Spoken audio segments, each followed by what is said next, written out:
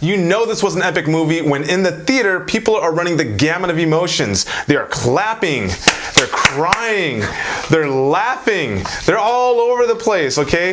If you do not watch this movie in the theater, you are missing out and you will regret it.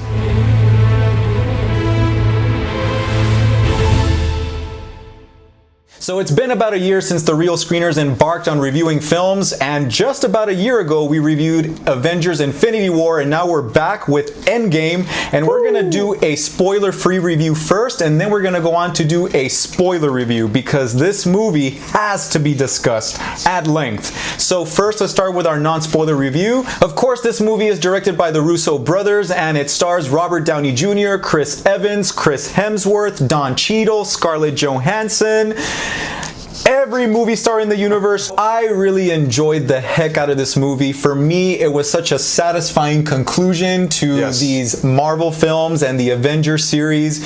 And I loved especially how this movie was very character focused and driven.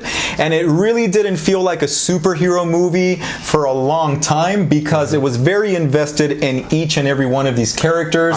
You saw the frailties and the foibles of all of these characters. You saw them go into unexpected territories. These characters are making amends with who they are and who they want to become, and the movie is fun and exciting. It takes its time, it breathes, it's funny, it's emotional in a lot of places. It's an emotional roller coaster ride. Beto mentioned how it's highly character driven, and that's what you get with the first act, and it's a beautiful change of pace from all the other Marvel movies, and I felt like it was very necessary, because you have to address kind of like this fallout, everything that's happened after the snap, right? And you see these characters are worn down, they are distraught, devastated, and that brings such a human element to the story that really augments this plot. And there's some solid acting in the beginning and throughout to show this low point in all of their lives, and how, you know, they go into unexpected territories that are enjoyable and at the same time kind of surprising. So compared to Infinity War, I love this movie more.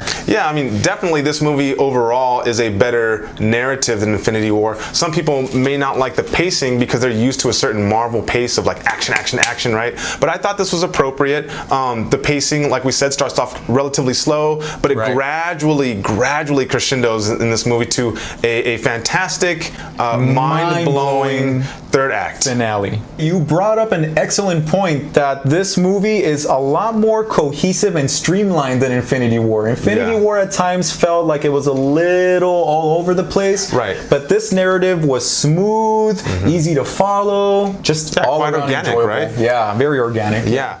So we're not going to say much, because any little thing could be spoiler territory, and you know, we don't want to hashtag spoil the end game, right? That's right. So we're going to basically end it right there. I'll go ahead and go to my real ratings. I mean, I thought that this, like you said, was the perfect closure, a nice tie on the bow of this saga for a Marvel Cinematic Universe that obviously no one has ever seen before. That's been fantastic. Say it. That kids have grown up with. Say it. I will give this movie 5 reels! Yes, for the first time. Of course. 5 reels. There's no doubt. There is no doubt. You know, it took me a while to think about this, and I was teetering between 4.5 and 5 reels, right? Yeah.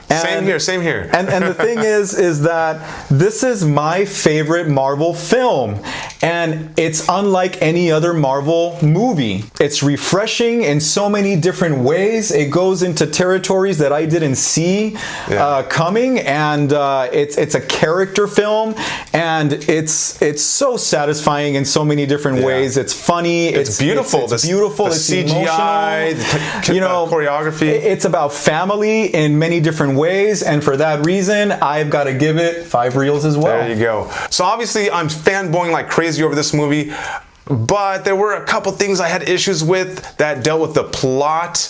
but they weren't enough to mar this movie, guys. Like I said, you have to watch this in the theater. If you're a kid, if you don't watch this in the theater, you're going to be missing a crucial part of your childhood, guys. So please go watch this, hopefully at the Alamo Drafthouse, right? I mean, yeah, we watched it. And can we just say that people in the theater were clapping? Oh, yes. Like, how can I forget that? Clapping on multiple occasions. Yes, I've never clapped so much. Laughing out loud on multiple occasions. Yes, people were sobbing in the theater. Yes.